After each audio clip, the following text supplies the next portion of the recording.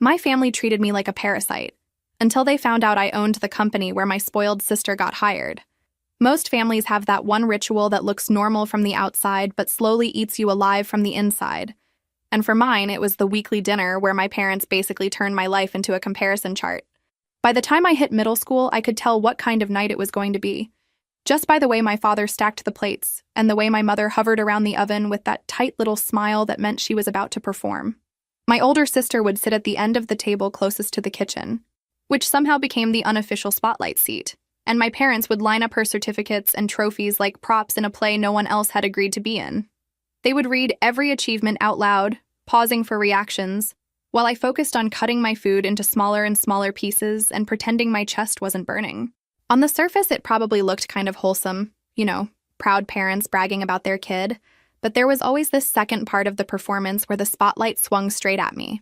It usually started when my mother tilted her head, sighed dramatically, and asked why I couldn't be more like my sister, as if I had accidentally ordered the wrong personality from a catalog and we were still within the return window.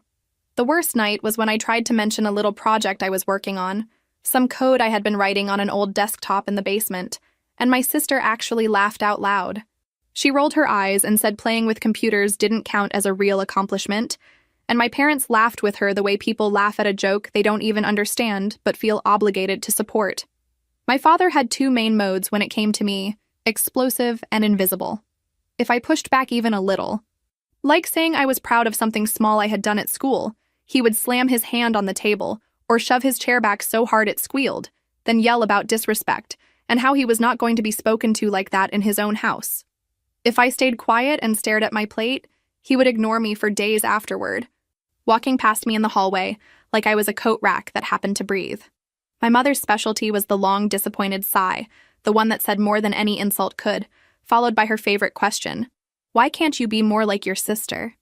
After a while, I stopped even trying to answer. Because it wasn't really a question, it was just their way of reminding me I was the wrong daughter. The only place that felt remotely safe was the basement. It wasn't some cute, finished basement with a couch and a big screen. It was cold concrete, exposed pipes, old boxes, and a beat-up desk in the corner with a creaky office chair that I found on the curb one afternoon. They had shoved an ancient computer down there years before when they upgraded the one in the living room, and that thing became my entire world. I would sit there for hours teaching myself how to code from random tutorials and forums, typing and deleting and trying again until the logic finally clicked. It sounds dramatic, but that basement was the only space in the house where I wasn't being measured against my sister's latest accomplishment, where no one was sighing at me or asking why I wasn't more impressive. By college age, I rarely went upstairs except to sleep. Everyone assumed I would follow the script: go to a good school, get a respectable degree, and turn into some polished adult my mother could brag about at every gathering. For a minute, I even tried to play along. I enrolled in a computer science program because it felt like the closest thing to that basement version of me, but sitting in those huge lecture halls listening to professors talk in circles made me feel like I was slowly drowning. I kept thinking about building something real instead of writing code for grades and fighting to impress people who had never met me before and would forget me right after finals. So one Sunday dinner when I was 19, I did the thing that basically detonated whatever was left of my childhood. I waited until my father had finished reading my sister's latest list of achievements, and my mother had made her usual speech about being so blessed. And then I told them I was dropping out of college to start a software company with two people I had met through an online forum. I probably should have led with a softer intro, but subtle has never really been my talent. My father went from calm to volcanic in about 3 seconds. He slammed his fist on the table so hard a glass tipped over and shattered on the floor. And then he started yelling about how I was throwing my life away, how only irresponsible people quit college, how no one under his roof was going to act like a lazy failure on his dime. My mother started crying like I had announced I was joining some cult in the desert. She kept saying she did not raise a daughter to become some dropout embarrassment, asking over and over if I had any idea what people would say. My sister just leaned against the doorway with this satisfied little smile, watching the scene like she was at a show she had already seen, but still loved. She muttered something about how, of course, this was happening, because I never could finish anything I started, and that almost hurt more than my father's yelling, because she sounded genuinely delighted. After the screaming part, my father switched into his other weapon of choice: silence. For days he moved through the house without looking at me, without saying my name, like I was air he was forced to breathe but didn't want to acknowledge. He knocked on the basement door only once, to tell me if I wanted to act grown and make my own decisions. I could figure out my life without their help. I stayed, technically, because I had nowhere else to go and no money yet, but it felt less like living there and more like being tolerated as some distant relative they couldn't quite legally throw out. I threw myself into work instead. The little company we were trying to build was basically 3 people, 2 folding tables, a couple of secondhand monitors, and a lot of caffeine. We rented this tiny room in a shared office building that smelled weirdly like burnt coffee and carpet cleaner, and I loved it. I worked absurd hours, sometimes staying until morning, sleeping on a cheap mattress we shoved into a corner. I would drag myself back to the house every few days to shower, grab clean clothes, and pretend the basement was still mine, even though I could feel my mother's eyes on me every time I came up the stairs. I heard her on the phone more than once telling someone she did not know how much longer she could tolerate my phase. It stayed like that for years. While my parents kept telling anyone who would listen that their younger daughter had wasted her potential and was playing startup in some silly little office, I was slowly building something that actually worked. We landed one tiny client, then another slightly bigger one, and then a local business that made my hands shake when I signed the contract. There were months when I didn't pay myself at all so we could afford another developer or a better server, and I ate the same sad microwave meals on repeat until my stomach hurt. But every time a piece of code worked, or a client renewed a contract, it felt like another brick in this thing that belonged to me, not to their version of who I should be. 5 years after that first dinner meltdown, things looked completely different on paper, even if my parents still had no idea. The company had grown to around 40 employees spread across a couple of floors in a slightly nicer building, and we were working with clients that actually showed up in regional news. A local business magazine did a feature on young founders in tech, and they put my picture next to a quote I barely remembered saying because I had been running on about 3 hours of sleep. I bought a small apartment in a not fancy but decent part of the city, with creaky wooden floors and a view of a parking lot that somehow felt like freedom every time I looked at it. I didn't tell my parents about any of it. On official documents, I still used their address because changing everything felt like inviting questions I didn't want to answer. I kept a suitcase with old clothes and an ancient laptop in the basement on purpose, because I knew my mother still went down there sometimes to poke around. I left just enough there to keep the illusion alive for her. So I let her keep the illusion, even as I spent most nights falling asleep on my own couch with my laptop balanced on my stomach and empty takeout containers on the coffee table. Every once in a while, I would show up for a Sunday dinner just to keep the peace on the surface. They would ask me how the job hunt was going, because in their version of events, I was still bouncing between part-time gigs and wasting time.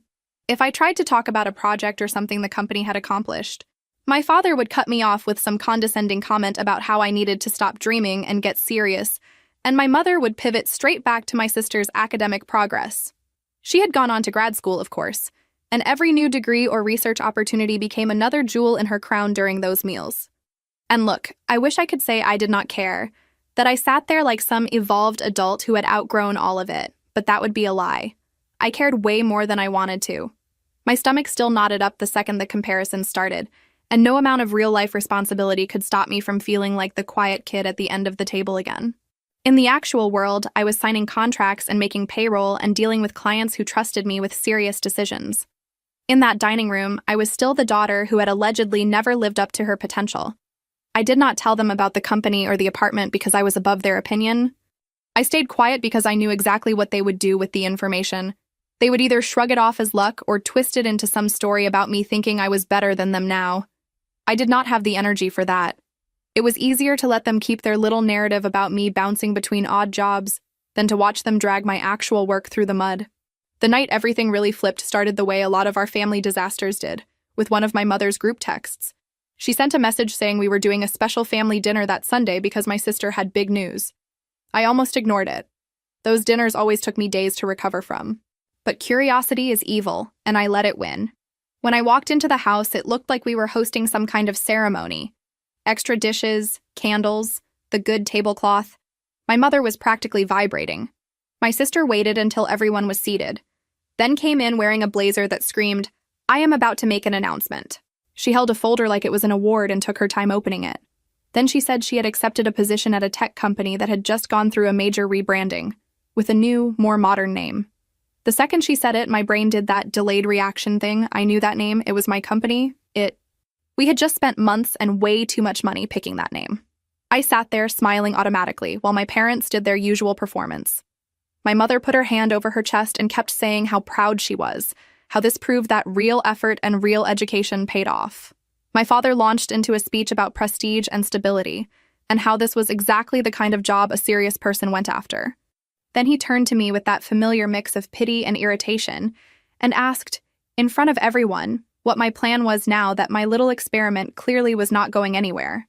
Before I could answer, he kept going. He talked about how I was still living in their basement at 24, still refusing to finish my degree, still being carried by their generosity. He said he had been patient long enough and that seeing my sister finally succeed made him realize he could not keep enabling my so-called lifestyle. My mother nodded along, dabbing at her eyes, and my sister watched me like she was waiting for a fight to break out. When he said I had until that night to pack my things and get out, it should have broken me. Instead, I felt this almost hysterical little burst of laughter caught in my throat. The whole thing was ridiculous. I already had an apartment. I already had a life outside that house. The only thing they were actually taking from me was the illusion that they were in control of anything. But the words still landed. Being called a parasite by your own father is not something you just shrug off because the logistics technically work out. I did not argue. I finished my food, put my plate in the sink, and said I would be out of their way by the end of the night.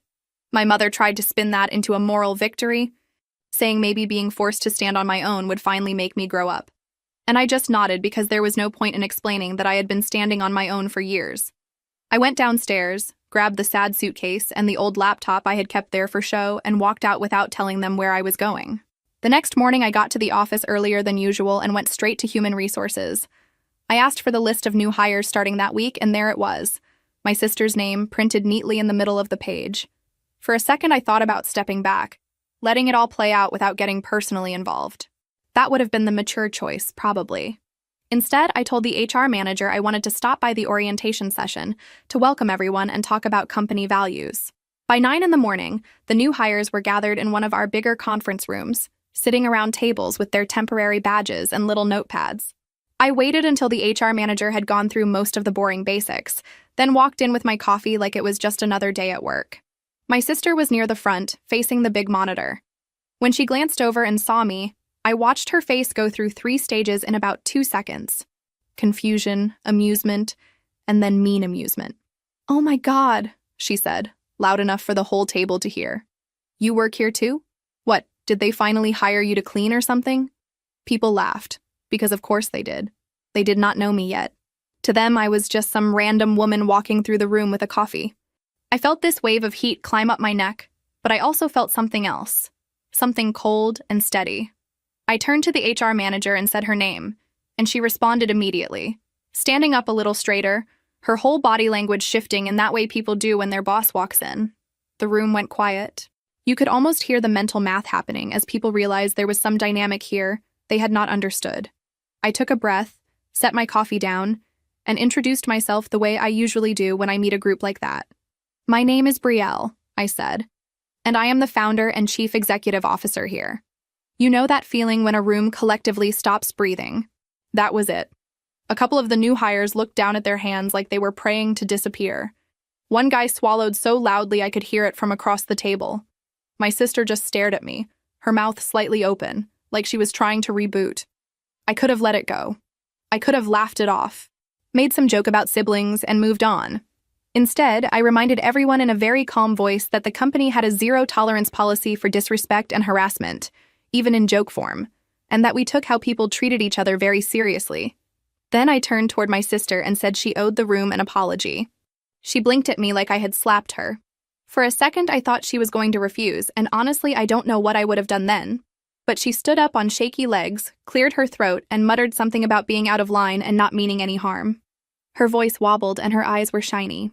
And I felt that pinch of guilt that always shows up when you do something on purpose that you know is technically justified, but still feels a little cruel. I stepped back, told the HR manager to continue with the orientation, and asked my sister to stop by my office at the end of the day. Then I walked out like my legs weren't shaking. The second my office door closed behind me, I had to sit down because the adrenaline crash was brutal. I kept thinking, okay, you wanted them to see you, right? Well, now they see you. Congratulations.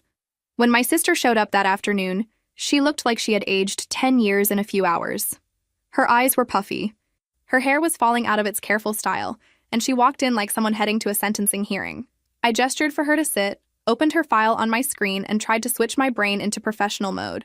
I told her straight up that her resume was solid and that she had been hired on her own qualifications, not because anyone knew she was related to me. I also told her that what she said that morning would have been a problem even if she had said it to a random coworker. But saying it to the person who technically owned the building took it from bad judgment to something much closer to self-sabotage.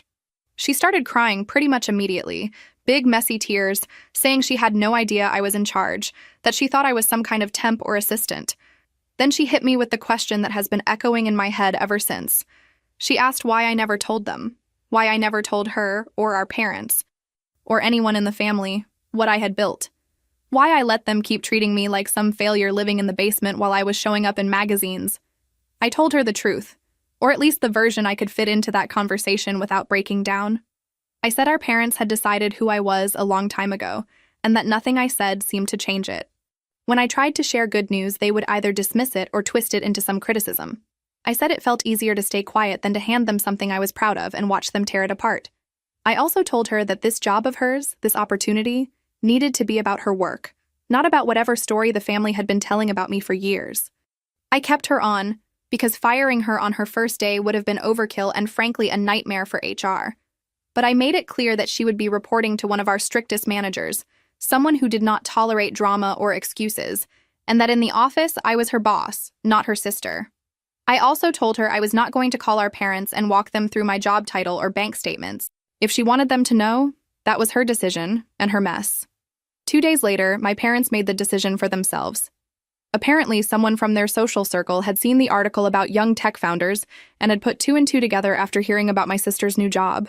They showed up at the office reception without an appointment, full of that fake politeness they use when they're furious but still want to look respectable. My assistant buzzed me, sounding nervous, and I had to take a full minute before I told her to send them back. They walked into my office and did that thing where they look around like they're evaluating a hotel room they might complain about. My father's face was red, my mother's eyes were already watery, and there was this heavy silence before he started in. He accused me of lying to them, of deceiving them, of humiliating them in front of the entire family by letting them talk about me like some lost cause while I was apparently building an empire behind their backs. He said they always believed I had potential and that I had betrayed their trust. I just stared at him for a second, because hearing him rewrite our entire history in real time like that was honestly impressive, in a twisted way. Then I asked him calmly to tell me one time he had ever asked a real question about my work, instead of just assuming it was a joke. I reminded them of all the dinners where any time I opened my mouth they cut me off to brag about my sister. I pointed out that I had been in their house under their roof, working at this thing for years, and they had never once come down to that basement and said, "Hey, show me what you're building." My mother tried to shift things into Hallmark mode at that point. She talked about family, about how we should be happy for each other and share our blessings. She said it hurt her that I would rather have strangers know my business than my own parents. I asked her to name 3 basic things about my life that didn't involve my sister or that basement. She couldn't. She stuttered something about my favorite color, which she got wrong, and my favorite food, which she also got wrong and then just kind of trailed off. My father tried a different tactic, the faux reconciliation speech. He said we should all put this behind us, that we could move forward as a united family now that the truth was out. I told him they had had more than 2 decades to act like a united family, and they chose performance and comparison instead. I said I was not interested in pretending everything was fine just because my title finally made sense to them. I ended the conversation by telling them they were not allowed to show up at my office unannounced again, and that if they wanted to talk to me, they could call first like everyone else. I walked them back to reception myself, which was probably more for me than for them, because I needed to physically see them leave that building. For a few weeks after that, there was nothing but silence. No calls, no texts, no surprise visits. I started to think maybe they were actually going to respect the boundary, and part of me was weirdly disappointed, like I had expected at least one dramatic follow-up. When my mother finally showed up again, she came alone, holding a folder the way my sister had held hers that night at dinner. Except this time there was no excitement in her face, just this carefully arranged desperation. She sat down in my office and laid out bank statements, loan documents, and notices that basically said my father's business was falling apart. bad investments, unpaid bills, a slow decline that they had apparently kept quiet because they didn't want anyone to think they had failed. She said they were on the edge of losing everything, that the only realistic way out was a significant loan, or me opening doors to clients who might save the business. She talked about how my father had worked his whole life and didn't deserve to end it this way. Then she said the line that still makes my teeth clench. Family helps family. I reminded her, maybe a little too calmly, that a few weeks earlier that same family had called me a parasite and kicked me out with an ultimatum, like I was some teenager sneaking out past curfew. I pointed out that my father had had 3 full decades of being the golden parent with the respectable business, the one everyone respected, while I was building something in a basement no one cared about. I told her I was not going to put my company on the line or empty my accounts to bail him out of messes he had created while ignoring me. She shifted from pleading to guilt in under a minute. She said people would talk, that they would say I was cold, that all my money had turned me into someone heartless. She said one day I would regret not helping them. I told her she was absolutely allowed to say whatever she wanted to whoever she wanted, but that I was not going to finance a rewrite of our history just because their story had stopped working for them. After she left, I blocked both of their numbers. I told my assistant that my parents were not to be let into the building again unless I explicitly approved it. It felt harsh, even as I did it, but I also felt this strange sense of relief, like I had finally shut a door that had been banging in the wind for years. Of course, the peace did not last. Over the next couple of months, they lost the business completely and had to sell the house I had grown up in. Instead of taking any responsibility, they did what they always do. They went on a tour of pity. They started telling everyone that their ungrateful daughter had become successful and abandoned them in their old age. They cried in living rooms and at community events, telling this watered-down soap opera version of our life, where my father was a hardworking saint, and my mother was a fragile victim, and I was the villain who slammed the door in their faces. I know this because people started coming to me. Distant relatives messaged me on a social app, asking how I could do that to the people who raised me. An aunt I barely knew left this long voicemail saying she had heard I was living in luxury while my parents were struggling to pay rent, and that she hoped one day my own kids would treat me the way I was treating them so I could understand how it felt. That one actually made me laugh out loud, even as it stung, because the idea of me choosing to have kids with the way things were going felt like a joke. My sister called one night, her voice shaking. She said our parents were really suffering, that they had lost almost everything, that maybe I could help a little, just enough to get them back on their feet. I asked her if she had offered them part of her own paycheck. She went quiet for a long time, then said it was complicated, that she had bills too, that it was not the same. That told me everything I needed to know. The worst part was when all of this started bleeding into my work life. A client mentioned, in a very careful voice, that they had heard some things about tension in my family and wanted to make sure it would not affect our partnership. Apparently, my mother had started joining these local groups and spinning stories about how money had changed me, how success had gone to my head. I could feel something inside me snap that day, something that had been hanging on by a thread for a long time. Meanwhile, at the office, my sister was turning into a walking HR headache. She started dropping it into conversation that she was related to the founder, letting people assume that meant something. When her manager tried to hold her accountable for missed deadlines, she would make these comments about how some people had to work twice as hard because they didn't have the right last name, as if I had ever had a last name that helped me with anything in that house. She started telling coworkers that I had always been jealous of her, that this job was just another example of me trying to control her life. When that story made its way back to me through HR, it hit me harder than I expected. I could handle strangers calling me cruel. I could handle clients giving me side-eye until I explained. But hearing that my own sister was repainting our childhood as if I had been the one in the spotlight, as if I had been the one they favored, felt like someone twisting a knife I had already learned to live with. I had a meeting with her manager and the HR team, and they laid out the pattern, using our relationship as a shield, undermining authority, manipulating people's sympathy. We all knew it could not continue. I transferred her to a role with very clear, repetitive tasks and heavy oversight, as far from anything strategic as possible. I told her, in my office again, that I was doing this to give her a chance to stabilize rather than firing her on the spot, but that if I heard about one more comment using our family dynamic at work, she would be out. She accused me of persecuting her, of using my power to punish her for childhood stuff, and I will not lie, that hurt. I told her the door was literally right there, and she was free to leave if she thought another company would be a better fit. She didn't walk out. She stayed for a while, simmering. Around 4 months after my parents had first come to me with their stack of financial papers, they showed up again, calmer this time, and honestly, that scared me more than the yelling. They said they had started therapy, individually and together. They pulled out little notes from their pockets. Things their therapist had apparently said about patterns, favoritism, and the damage they had done by constantly comparing me to my sister. For the first time in my entire life, I heard my father say the words, "We were wrong. If you are waiting for me to say that everything melted and we all cried and hugged, I am going to disappoint you." I did not melt. I felt this mix of anger and exhaustion, and underneath a small stubborn hope that I hated myself for. They said they wanted a chance to actually get to know me, not the version they had built up in their heads. They wanted to have a relationship with me as an adult, to fix things. I told them I was willing to try something, but on my terms, and that those terms would not be up for negotiation. They could see me twice a month, in a neutral public place like a coffee shop, for exactly 1 hour. Not in my home, not at my office, not in any space that belonged to the life I had built without them. If they were more than a few minutes late, if they asked for money, if they brought up business or tried to guilt me over the past, I would walk away and that would be it. I told them I was not promising forgiveness or closeness or holidays together.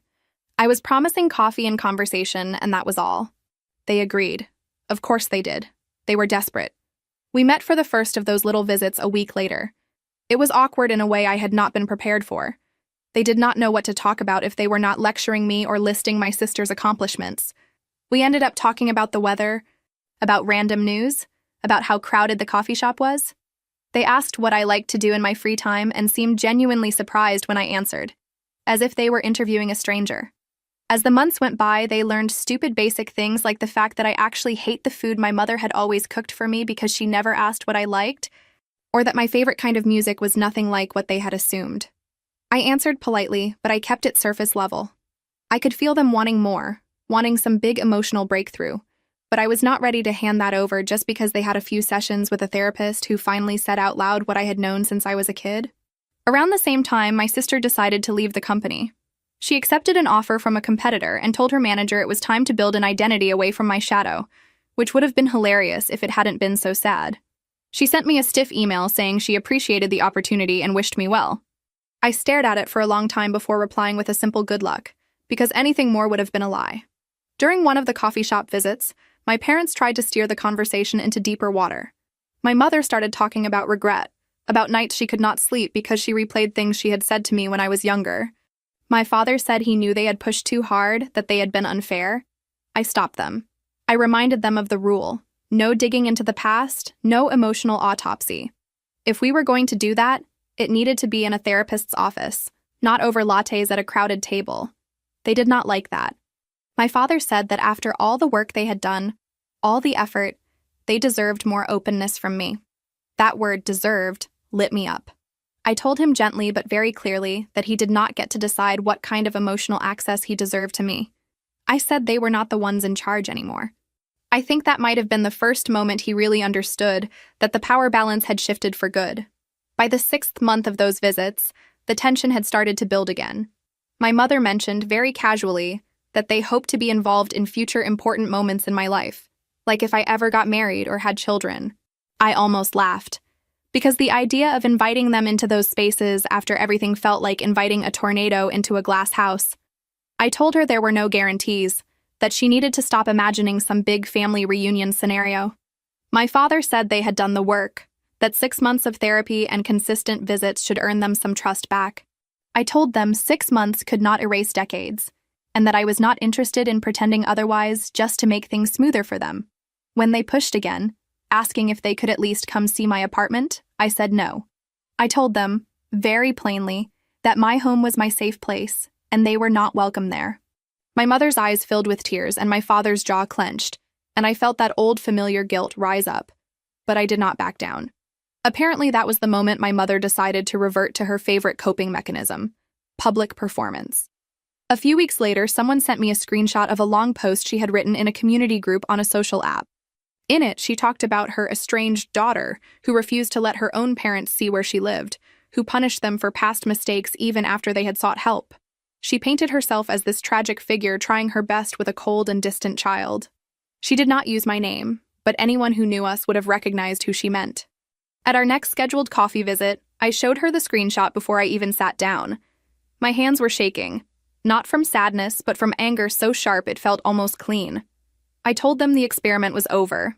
They had broken the bare minimum of trust I had offered by taking our situation back to the court of public opinion like they always did. I said I would not be meeting them like that anymore. They begged. They said it was just a cry for help, that she had written it on a bad night, that she regretted it. I told them I believed they were sorry, but that this was exactly the pattern I had grown up with. Public drama first, private apology second.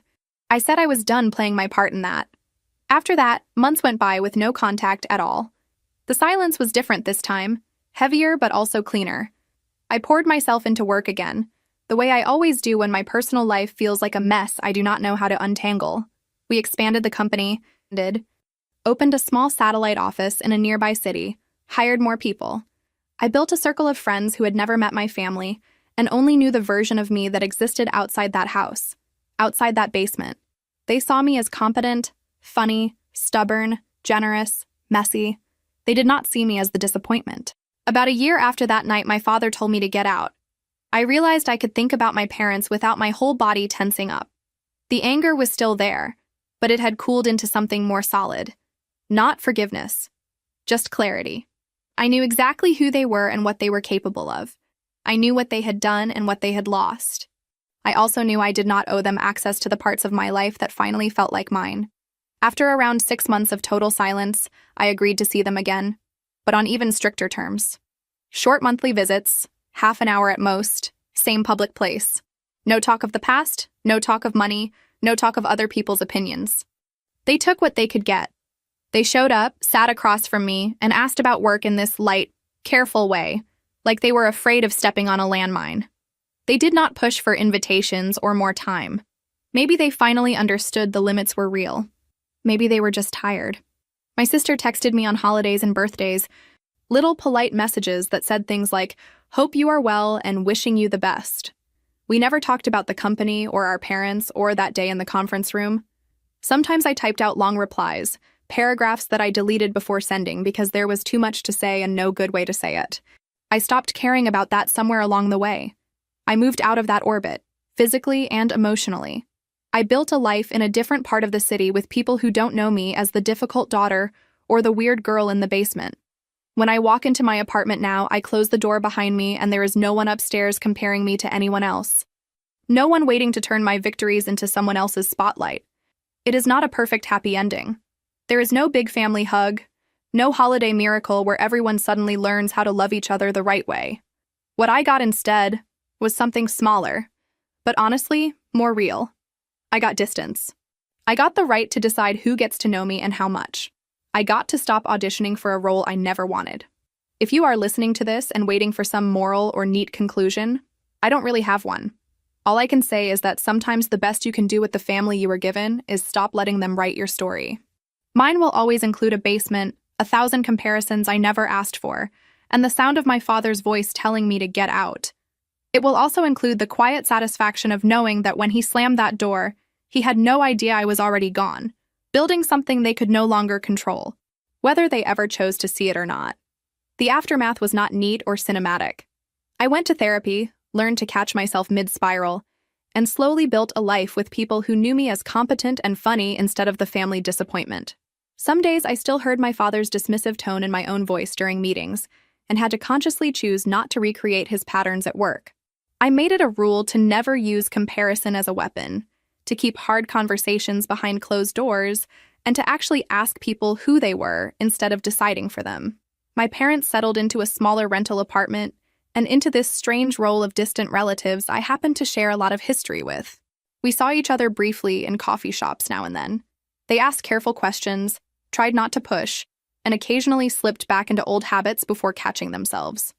The community we grew up in still sees me as the villain in their version, the ungrateful daughter who got money and lost her heart.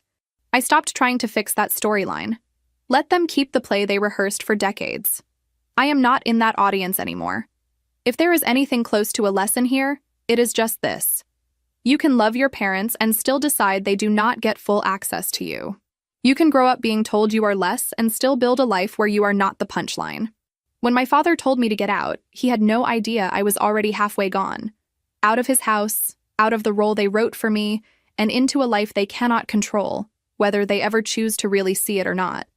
Every once in a while now, I will get an update about my parents through my sister in those polite holiday texts. A small health scare, a neighbor moving away, a new hobby they are trying. I listen. I respond with neutral concern, and then I go back to whatever I was doing before. I do not rush to their side. I do not ignore it completely either. I exist in that middle space, the one no one writes stories about, where you care enough to hope they are okay, but not enough to let them pull you back into the old roles. Maybe that is the real ending here, as unsatisfying as it might sound. Not total estrangement, not cozy reconciliation. Just a complicated, imperfect distance where everyone knows the lines they are not supposed to cross anymore. They stay mostly on their side. I stay on mine. Sometimes our paths overlap for a coffee or a text or a random event. Most days they do not. And in the middle of all that, life keeps happening. The company grows or stalls or shifts direction. New people join, others leave. I screw things up, fix them, screw up different things.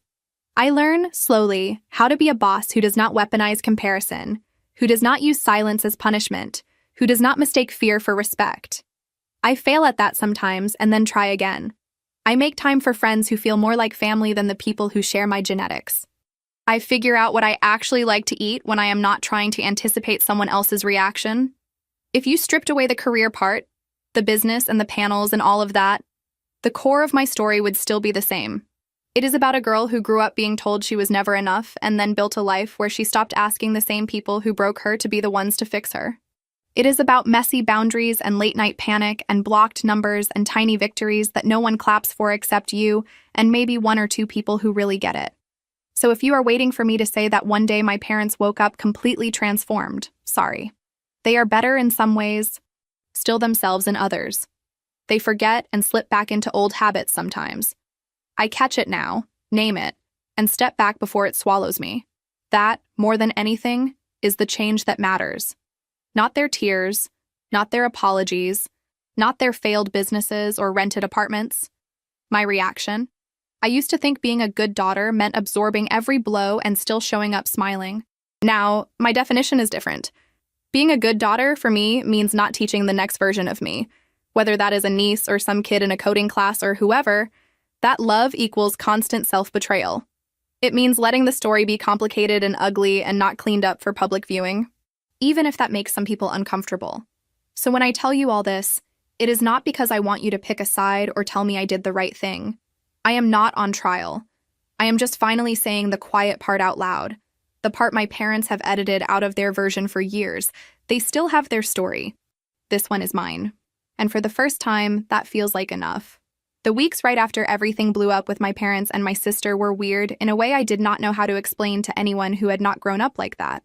At work, people were still figuring out how to be around me now that they knew their boss was the same woman who used to show up in old sneakers and sit quietly in the back of the room during all hands. I could feel it when I walked down the hall, this mix of respect and curiosity and a little bit of fear, which was honestly hilarious considering I still went home and ate cereal for dinner over the sink some nights because I was too tired to cook. One morning, I walked past the break room and heard my sister's name, followed by that little drop in volume people do when they know they are talking about something they should not be talking about. I caught a fragment of one of the new analysts saying he felt bad for her, that it must be hard to have a sibling as your boss, and another voice, older, saying quietly that it was only hard if you tried to act like the rules did not apply to you. I stood there with my hand on the door frame, listening to the hum of the refrigerator and the clink of a spoon against a mug, and I had this split second where I almost walked in and made some big speech about professionalism and respecting everyone. Instead, I backed away and went to my office. I did not need to control the narrative in every room anymore. I just needed the work to speak for itself. Human Resources scheduled a check-in with me a few days after I moved my sister under that stricter manager. They sent one of the senior people, the kind who has the calm voice and the stack of printed policies. She asked if I wanted to file any kind of formal complaint about my sister's comments during orientation or the things she had been saying to coworkers. The company would support me if I did, she said. I sat there looking at the logo on the folder between us and realized how bizarre it was that for the first time in my life, the system was tilted in my favor. I could have made things very ugly for my sister very fast. I told her I did not want some big public punishment, that I just needed my sister to be held to the same standards as everyone else. I said if the performance did not match the expectations, then the consequences should be the same as they would be for any other employee. The woman from Human Resources nodded like she actually believed me, like she understood that this was not about revenge. Inside, I was a mess. Part of me wanted to watch my sister get marched out of the building with a box of her things, just so I could send that image back in time to the version of me sitting in the basement while everyone clapped for her at dinner. Another part of me, the part that had learned how much it cost to live in that kind of drama, knew that keeping things boring and professional was the only way I was going to survive all of this, without turning into a different version of my parents. The first coffee with my parents under all those new rules felt like the most awkward job interview I have ever sat through, and I have sat through some painful ones. We met in this generic little place near my office, the kind with beige walls and fake plants where no one is trying to impress anyone. I picked it on purpose because there were no memories attached to it. No birthday cakes, no graduation photos, no holiday decorations that would make my mother tear up and try to turn the conversation into some kind of nostalgic hostage situation. They were already there when I arrived, sitting side by side instead of across from each other, which told me everything I needed to know about how they had been psyching themselves up for this. My father had his hands folded on the table, fingers laced so tightly his knuckles were white. My mother had one of those paper cups in front of her, untouched, her lipstick printed perfect on the lid from where she had tested it once and then forgotten about it. For the first 10 minutes, we talked about absolutely nothing. The weather, traffic, a construction project near their new place. It sounded like small talk between strangers who happened to share a language, not people who had raised me. My mother kept glancing at my hands the way she always did when she was nervous, like she expected to see ink stains or chipped nail polish she could comment on. My father asked if work was keeping me busy, in that tone that pretends to be polite but is really just fishing for something to criticize. I told him yes, that running a company took up most of my time, and he nodded like he was talking to someone describing a hobby. At one point, my mother asked if I was still living in that little place, and I told her I had moved to a bigger apartment a while ago. She smiled too wide and said that was nice, and then immediately changed the subject to a neighbor's retirement party. It was like watching them walk right up to a door that said, "This is who your daughter is now," and then turn around on purpose. Eventually, my father cleared his throat and said they were trying to do better. He did not use words like abusive or cruel or controlling. He said they had been too hard on me, that they maybe had not understood what I was doing with my life. My mother nodded along, eyes already shiny, and added that watching my sister struggle at work after everything that happened had made her realize they had not done any of us favors by dividing us into the successful one and the difficult one. I wanted to ask her where that insight had been when I was 13 and crying in the basement over a math quiz she did not even remember existed. Instead, I took a sip of my coffee and told them I appreciated the effort. It was not forgiveness. It was just acknowledgement that they were at least looking in the right direction now. Therapy during that stretch of time was not some dramatic breakthrough where I yelled into pillows and walked out feeling cured. It was more like having someone slowly tilt a mirror I had been staring into my whole life, showing me angles I had never realized were there. My therapist asked questions that sounded almost stupid at first. Like, what did I think a normal reaction from a parent would have been when I announced I wanted to start a company? Or how did I imagine a different mother might have responded to that first interview about the business? I kept wanting to say they would have done exactly what mine did, because for so long that was all I knew. One day she had me walk through, step by step, the night my father threw me out. Where I was standing, what he said, what my mother did, what my body felt like. I told her how my ears rang and my hands went numb, and how I still packed my things neatly because some part of me was sure that if I looked messy, they would use that as proof I was irresponsible. She looked at me for a long time after I finished talking and said, very quietly, that none of that sounded like a disagreement or a rough patch. It sounded like a trauma response. I laughed at first because the word felt way too big for something that had happened in a dining room in a regular house in a regular suburb. Then I realized my throat hurt and my eyes were burning, and I was gripping the arm of the couch so hard my fingers ached. It was the first time I let myself consider that maybe the problem had never been that I was too sensitive. I told her that my parents loved me, because that was the line I had been repeating my whole life whenever something felt off. She did not argue with that. She just asked what I meant by love in practice, not in theory. Did they show up for me? Did they ask questions and listen to the answers? Did they ever apologize without turning it into a speech about how hard their own childhoods had been? I sat there picking at a loose thread on the cushion and realized I could not come up with many examples that did not end with me feeling smaller than when the conversation started. It was weirdly harder to say that out loud than it had been to talk about being thrown out of the house. Admitting that the foundation was cracked felt more dangerous than describing the moment the wall actually collapsed. Maybe the problem was that I had been taught to call things normal that were not remotely normal. Every time my parents found a new way to present themselves as victims to the community, some version of that old shame would flare up. I would get a screenshot from a cousin or a forwarded message from someone I had not talked to since high school, saying they were praying for my parents in this difficult time, and that they hoped I would remember that family is everything. I wrote at least 3 long replies that I never sent, explaining in exhausting detail what had actually happened, listing specific examples, naming dates and times and quotes like I was building a court case. In the end, I always deleted them. I started to understand that anyone who heard our daughter abandoned us when we lost everything and did not think to ask a single follow-up question was not my audience. Holidays were the strangest adjustment. There was one year, not long after my parents had moved into the smaller apartment, when my sister texted a group message asking what everyone was doing for one particular winter holiday. I was sitting on my couch with takeout containers on the coffee table, laptop open to a spreadsheet because apparently that is my version of comfort. For the first time ever, I realized I had the option of not going, not making the drive, not walking into a room where every story started with, "Remember when you embarrassed us," and ended with my sister being praised for something. I said I already had plans.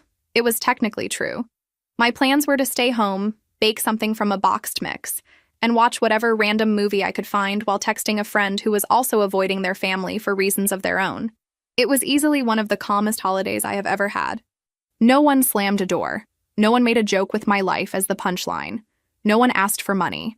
I baked cookies from a box mix and they came out a little too flat, but they made the apartment smell like something out of a memory that never actually existed in my real childhood. I put on a movie I had already seen 3 times so I would not have to pay full attention, and I let myself answer messages from friends slowly instead of sprinting to reply between chores.